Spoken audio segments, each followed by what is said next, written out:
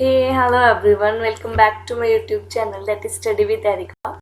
हमारा मैनेजमेंट के UGC net के एग्जाम के लिए कोड 17 का सिलेबस चल रहा है और इस चैनल पे आपके डाउट्स को क्लियर करने के लिए एक डाउट क्लियरिंग क्लास रखी जाएगी, राइट। आज हमारी यूनिट 2 ऑर्गेनाइजेशन बिहेवियर की क्लास 11th है। गाइज हमारा काफ़ी सिलेबस कवर हो गया है। हमारी यूनिट 1 जनरल मैनेजमेंट भी साथ में चल रही है। अब अगर आपने अब तक चेक नहीं की है तो उसको प्लीज़ चेक करो एंड सब्सक्राइब कर दिया करो चैनल को, ताकि आपको नोटिफिकेशंस मिलती रहे।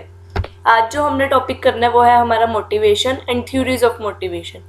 कल हमने इंडिविजुअल बिहेवियर समझा था क्या होता है, और इंडिविजुअल बिहेवियर को ही इम्पैक्ट करने वाला हमारा क्या होता है, मोटिवेशन, जो उसके बिहेवियर को चेंज करने में हेल्प करता है। सबसे पहले हम देखते हैं मोटिवेशन होता क्या है। मोटिवेशन एक ऐसा प्रोसेस है जो वर्कर्स को स्टिमुलस करने के लिए, उनको मोटिवेट करने के लिए किया जाता है। मतलब ये उनको इनिशिएट करने के लिए, टास्क करने के लिए उनको इनिशिएट करना, उनको गाइड करना और उनके गोल्स को, ओरिएंटेड बिहेवियर को मेंटेन रखने के लिए की जाती है। मतलब मोटिवेशन एक ऐसा प्रोसेस है जिसमें वर्कर्स को वो काम करने के लिए गाइडेंस प्रोवाइड की जाती है एंड इनिशिएटिव किया जाता है कि वो काम उनको करना है। मोटिवेशन में क्या कुछ होता है, तो उसका एटीट्यूड चेंज किया जाता है, उसकी सक्सेस लेवल हाई की जाती है, परफॉर्मेंस इंप्रूव की जाती है, उसको सपोर्ट प्रोवाइड की जाती है। सपोर्ट प्रोवाइड करने से सबसे ज़्यादा मोटिवेशन मिलती है उनको, आइडिया जनरेट होता है और गोल ओरिएंटेड बिहेवियर चेंज होता है उसका। Next is theories of motivation. हमारे पास 7 थ्योरीज है मोटिवेशन की, वेरी इंपॉर्टेंट, ध्यान से समझना। सबसे पहले है मैस्लो की नीड हायरार्की थ्योरी, जिसने नीड्स के हिसाब से एक हायरार्की प्रोवाइड की थी आपको। Then is Alfred ERG theory, इसने मैस्लो की नीड हायरार्की को ही 3 पार्ट्स में डिवाइड कर दिया था, ERG। नेक्स्ट इज 2 फैक्टर, इसमें 2 फैक्टर्स थे, satisfaction and not satisfaction. Fourth one is McClelland's theory of motivation, McClelland ने प्रोवाइड की थी, जिसमें उसने एफिलिएशन अचीवमेंट के बारे में बताया था। Then is X and Y theory, उसने बिहेवियर के बारे में बताया था, दैट एक्स टाइप के पर्सन कौन से होते हैं एंड वाई टाइप के पर्सन कौन से होते हैं। Next one is reinforcement theory, मतलब ये पनिशमेंट और आपके रिवॉर्ड से related. And the last one is Vroom's expectancy theory, मतलब जो आपके वर्कर्स एक्सपेक्ट करते हैं, जो उनका वैलेंस होता है और जो उनकी इंस्ट्रूमेंटैलिटी होती है, उसको कंपेयर किया गया है। इनको ध्यान से समझते हैं, इनका हेडिंग लिख के साथ में एक एक क्रक्स पॉइंट जरूर लिखते जाना। सबसे पहले है आपकी मैस्लो की नीड हायरार्की थ्योरी। देखो सबसे पहले तो ये मैस्लो उसका नेम से बता रहे हैं, ये किसने प्रोवाइड की थी, मैस्लो ने, ठीक है। मैस्लो ने रिप्रेजेंट किया था इस थ्योरी को एक हायरार्कियल ट्रायंगल में। मैं आपको दिखा देती हूँ, देखो ये है उसका मैस्लो का हायरार्कियल ट्रायंगल। इसने एक हायरार्की प्रोवाइड की थी। इसने ये कहा था जब तक आपकी फर्स्ट हायरार्की की फर्स्ट नीड कंप्लीट नहीं होती, आप अप नहीं जा सकते। जब आपकी ये नीड कंप्लीट होगी then you will go up, then safety need complete होगी then you will go up, and this is the peak. जो आपकी सेल्फ एक्चुअलाइजेशन नीड है, ये सबसे पीक पे है, राइट। देखो यहाँ बताया गया है कि इसने बताया था इस हायरार्की में कि जो भी नीड है वो पहले मीट होनी चाहिए, तभी वो ऊपर क्लाइम कर सकता है हायरार्की में, मतलब तभी वो ट्रायंगल की नेक्स्ट नीड को कंप्लीट करेगा। अभी इसको पूरे को समझ लेते हैं, इसके क्रक्स पॉइंट लिख लेना। सबसे पहले है साइकोलॉजिकल नीड, जिसने 5 तरह की नीड्स दी थी। सबसे फर्स्ट नीड कौन सी है, साइकोलॉजिकल, मतलब हमारी जो सेटिस्फेक्शन नीड है, हमारी जो बेसिक नीड्स है वो इसमें आती हैं, that are hunger and thrust. इनको कंप्लीट करना जरूरी है। अगर ये कंप्लीट होती है then he will go to safety needs. Safety needs में क्या आता है कि वो अपनी खुद की सेफ्टी देखता है, जहाँ वो काम कर रहा है, जो उसके साथ फैमिली है, उसके रिलेशन है, उन सब की सेफ्टी, अपनी खुद की safety. Then is social, social में उसकी फैमिली, बिलोंगिंगनेस, फ्रेंडशिप, ये सब आता है। एंड देन वो नेक्स्ट स्टेज पे जाता है जो है self esteem need. Self esteem में क्या होता है, उसको खुद को मोटिवेटेड फील होना चाहिए, खुद की गुड फीलिंग होनी चाहिए खुद के बारे में। And the last one is जो सबसे पीक पे है वो है सेल्फ एक्चुअलाइजेशन नीड, मतलब जहाँ पे उसको फुल पोटेंशियल मिले, उसको फुल पावर हो, उसको फुल रियलाइजेशन हो कि उसकी जो है अपना प्रॉपर पूरी नीड है वो कंप्लीट हो रही है। इट मीन्स ये हायरार्की कैसे चलती है, डाउन टू अप, और जब तक आपकी फर्स्ट नीड पूरी नहीं होगी आप सेकंड पे नहीं जा सकते हो। ये था आपका मैस्लो का। When one set of needs is met, मतलब कोई भी एक सेट, जैसे सबसे पहले आपने साइकोलॉजिकल नीड्स, थ्रस्ट, हंगर से शुरू किया, देन आप सेफ्टी पे पहुंचोगे। The next level need become more of a motivator, तब आपकी वो मोटिवेशन बनेगी। इसका सबसे इंपॉर्टेंट पॉइंट है कि जैसे मान लो मेरी साइकोलॉजिकल नीड कंप्लीट हो गई, I will go to safety. It means कि अब मेरी जो साइकोलॉजिकल नीड है वो मुझे मोटिवेट नहीं करेगी, अब मुझे मोटिवेट कौन करेगी, मेरी सेफ्टी नीड, ठीक है। A satisfied need is not a motivator. जो सेटिस्फाई हो चुकी है नीड वो हमारी मोटिवेटर नहीं बनेगी, उसके बाद जो उसका नेक्स्ट लेवल है वो हमें मोटिवेट करेगा। Only unsatisfied needs motivate. ठीक है। Self actualization stimulus is desired for more due to Maslow explained peak experience. मतलब ये पूरे पीक पे रखी गई है क्योंकि सेल्फ एक्चुअलाइजेशन में वो खुद की एक पोटेंशियल देखता है। Next our second theory is Alford ERG theory. जो ये मैस्लो का है ना, मैस्लो की ही हायरार्की को इसने 3 पार्ट्स में डिवाइड किया था। ERG, E फॉर एग्जिस्टेंस, जो नीड्स एग्जिस्ट करती हैं जिनको बहुत ज़रूरी है पूरा करना। Second one is relatedness and the third one is growth. इस तरह से इसने ERG मॉडल दिया था, ERG थ्योरी दी थी, जिसमें उसने मैस्लो की इन 5 नीड्स को 3 तरह की नीड्स में कन्वर्ट किया था। सबसे पहले देखो एग्जिस्टेंस क्या होता है। एग्जिस्टेंस नीड्स क्या इंक्लूड करती है, एक इंडिविजुअल की psychological and physical safety needs. मतलब जो हमने पीछे देखे ये दोनों किस में आते हैं आपके, E mean to be expectancy, existence. एल्फर्ड की एग्जिस्टेंस नीड्स क्या किससे रिलेट करती है, बेसिक नीड्स से, जैसे फूड शेल्टर। ठीक है। Must be met before a person can focus on other needs. Other needs मतलब जो आपकी ऊपर वाली और नीड्स हैं, self actualization, self esteem, right. Second one is relatedness, R for relatedness. Relatedness में क्या है, need is concern with how a person interact with others. मतलब सोशल में जाता है जब वो अपनी सोशल नीड्स देखता है। And maintain relationship. Last one is growth. Growth में क्या है, this includes need of self development and personal growth and advancement. मतलब वो जब अपना खुद का फुल पोटेंशियल सेल्फ एक्चुअलाइजेशन करता है तब उसकी होती है ग्रोथ नीड। ये देखो जो फर्स्ट 2 थे मैस्लो के उसको इसने किया एग्जिस्टेंट नीड में, then second and third esteem need and social need, जिसमें वो इंटरेक्शन करते हैं, रिलेशंस बनाता है, वो है रिलेटेडनेस, मतलब किसी से रिलेशन बनाता है। And the last one is growth. Growth में सेल्फ एक्चुअलाइजेशन एंड एस्टीम दोनों आते हैं। ठीक है। It means this is the ERG theory. Third one is 2 factor theory. देखो ये भी नेम से बता रही है 2 फैक्टर्स। आपके इसमें 2 फैक्टर्स होंगे मोटिवेशन के रिलेटेड। कौन कौन से फैक्टर्स होंगे, एक तो जो सेटिस्फाई करेंगे और एक जो नहीं सेटिस्फाई करेंगे आपको। सेटिस्फैक्टर्स को हम और क्या बोलते हैं, मोटिवेटर, जो हमें मोटिवेट करेंगे। डिससेटिस्फैक्शन को हम क्या बोलते हैं, हाइजीन। ठीक है। देखो जॉब सेटिस्फैक्शन प्रोवाइड करेंगे, ये नहीं करेंगे। जो सेटिस्फैक्शन प्रोवाइड करेंगे हमने अभी देखा वो कौन से होते हैं, मोटिवेटिंग फैक्टर्स। और जो डिससेटिस्फैक्शन वाले हैं वो कौन से होते हैं, हाइजीन फैक्टर्स। मोटिवेटिंग फैक्टर्स कौन कौन से, achievement, recognization, responsibility, work itself. Work itself मतलब काम खुद मोटिवेट करता है। जब आप उसको किसी अच्छी पोस्ट पे अच्छे काम के लिए लगाते हो, उसको टास्क देते हो, रिस्पॉन्सिबिलिटी एंड अथॉरिटी प्रोवाइड की जाती है, तो उसका वर्क खुद उसको मोटिवेट करना शुरू करता है। Advancement and personal growth. And hygiene factor क्या है जो उसको डिससेटिस्फैक्शन प्रोवाइड करेंगे, working conditions. Working conditions depend करेंगी कि वो मोटिवेट हो रहा है या नहीं। को-वर्कर रिलेशंस, कि उसके जो साथ में काम करने वाले को-वर्कर्स हैं उनके साथ रिलेशन कैसा है, पॉलिसीज एंड रूल्स कैसी हैं, स्ट्रक्चर कैसा है आपकी ऑर्गेनाइजेशन का, सुपरविजर क्वालिटी कैसी है, बेस वेज एंड सैलरी। जब कहते हैं हम मोटिवेटर फैक्टर्स को, मतलब जो सेटिस्फाई करते हैं उनको इंक्रीज करते हैं, जो जॉब सेटिस्फेक्शन है वो भी इंक्रीज होती है। मतलब यहाँ पे जो आपका मोटिवेशन है वो इंक्रीज करता है। जब आप हाइजीन फैक्टर को डिक्रीज कर देते हो तो आपकी जॉब डिससेटिस्फेक्शन भी डिक्रीज होती है। ठीक है। ये थी आपकी 2 फैक्टर थ्योरी। इसमें कुछ भी नहीं था गाइस, सिंपल 2 फैक्टर हैं। एक जो सेटिस्फेक्शन प्रोवाइड करते हैं उनको हम बोलते हैं motivator factors, and second one is जो डिससेटिस्फेक्शन करते हैं, दैट आर हाइजीन फैक्टर्स। अगर हम मोटिवेटिंग फैक्टर्स को हाई करते हैं तो हमारी मोटिवेशन हाई होगी, अगर हम हाइजीन फैक्टर्स को कम करते हैं तो हमारी डिससेटिस्फेक्शन कम होगी। ठीक है।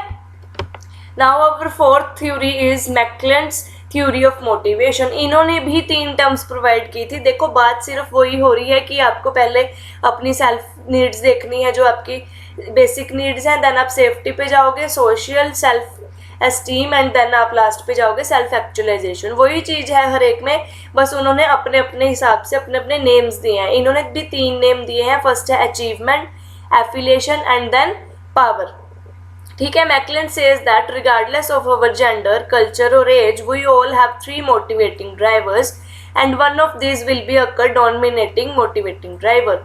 उन्होंने क्या कहा था, कहते ये हमारे 3 मोटिवेटिंग ड्राइवर्स हैं, achievement, affiliation and power.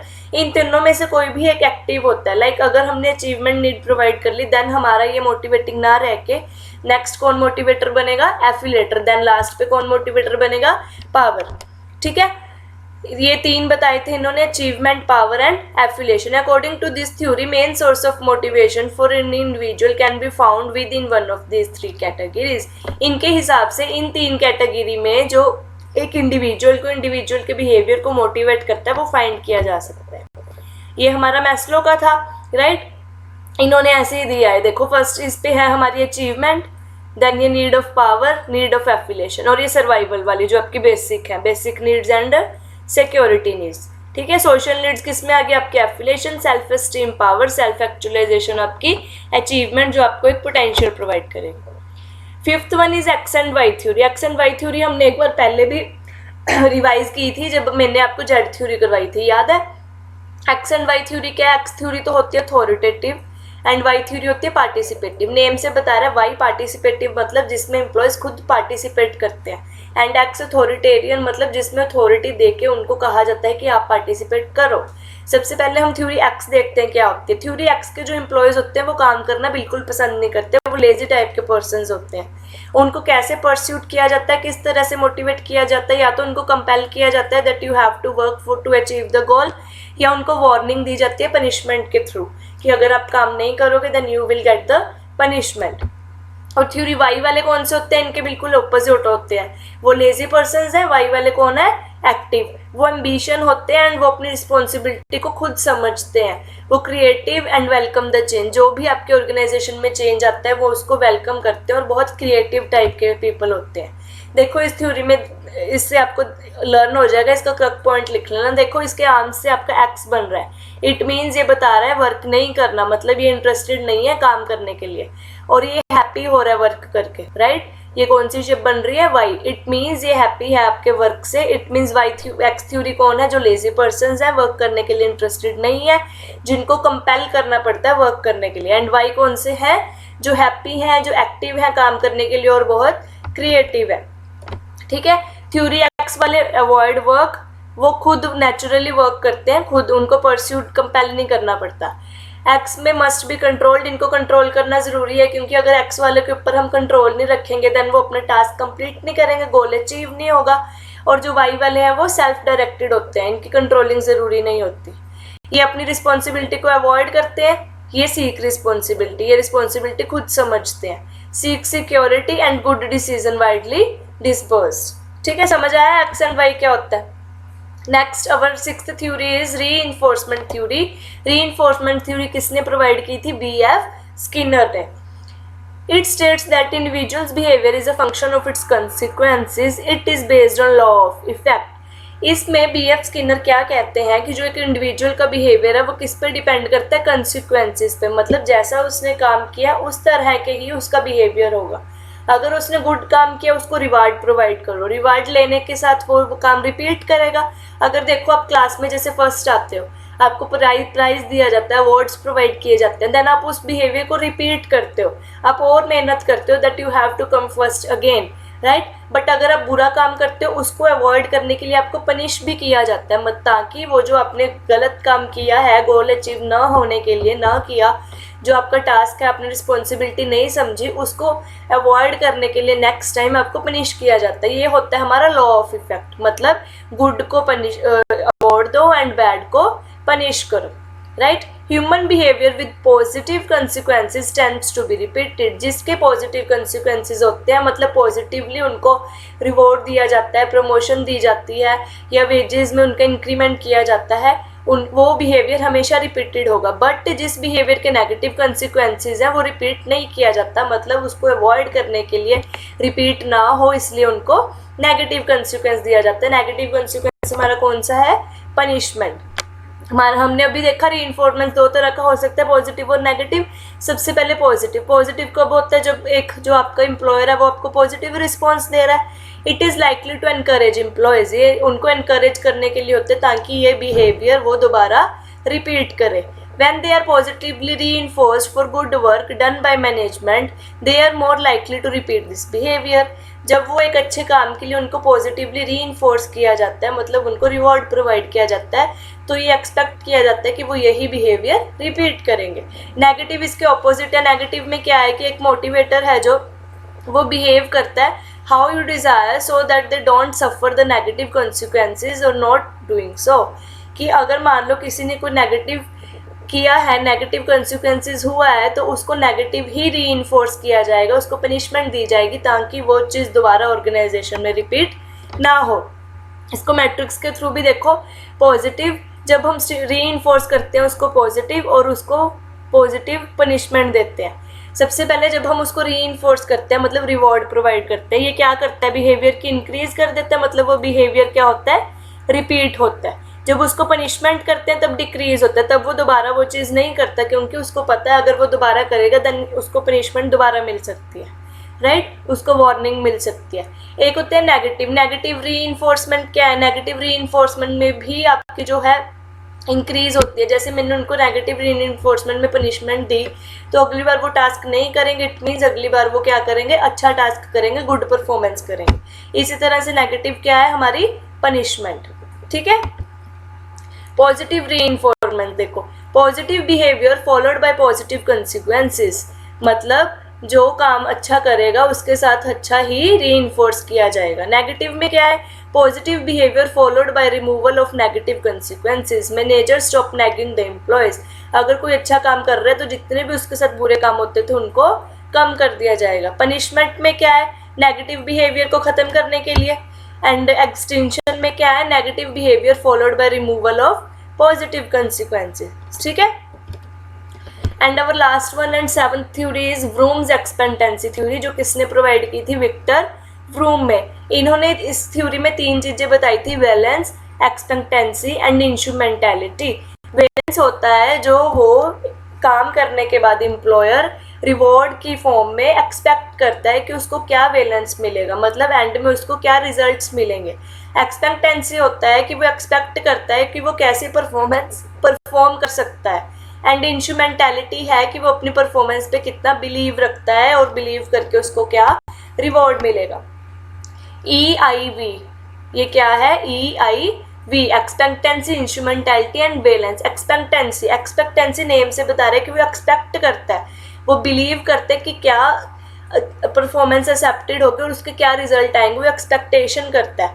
And then is instrumentality. Instrumentality में क्या है, वो ये सोचता है कि जो उसने परफॉर्मेंस किया उसका क्या रिवॉर्ड होगा, क्या उसका एंड रिजल्ट आएगा। वैलेंस में क्या प्रोवाइड किया जाता है, उसको वैल्यू जो उसने काम किया मतलब उसको उसका पॉजिटिव और नेगेटिव रिवॉर्ड प्रोवाइड किया जाता है। आपके मोटिवेशन का एक फॉर्मूला है इस थ्योरी में, that is valence multiply expectancy multiply instrumentality is always equal to motivation. और इन तीनों में से अगर एक भी टर्म 0 हो जाती है तो आपकी मोटिवेशन लेवल क्या हो जाएगा, 0। अगर आपकी वैलेंस, एक्सपेक्टेंसी, इंस्ट्रूमेंटैलिटी मतलब जो उसकी दिमाग में सोचने की है, सबसे पहले तो एक्सपेक्टेंसी की वो क्या एक्सपेक्ट कर रहा है। अगर वो एक्सपेक्ट ही नहीं कर रहा कि उसको परफॉर्म करना है, या वो ऐसे एक्सपेक्ट ही नहीं कर रहा कि उसकी परफॉर्मेंस का कुछ रिवॉर्ड मिलेगा, दैट इट मीन्स कि उसका मोटिवेशन लेवल बहुत लो है। इट मीन्स कि अगर इन तीनों में से एक भी नील हो जाती है तो आपका मोटिवेशन क्या हो जाएगा, 0, राइट। थ्योरीज हमारी कंप्लीट हो गई हैं। कल हम लर्निंग करेंगे, लर्निंग की भी थ्योरीज और प्रैक्टिस करेंगे MCQs। लर्निंग की थ्योरीज बहुत इंपॉर्टेंट है और इनके क्रक्स पॉइंट लिख लेना। अगर कुछ भी समझ ना आया हो डाउट्स के लिए कमेंट सेक्शन में पूछ लेना। Thank you so much. Class अच्छी लगी हो तो please subscribe and share. Straight to Inviz study with Erica. Thank you so much.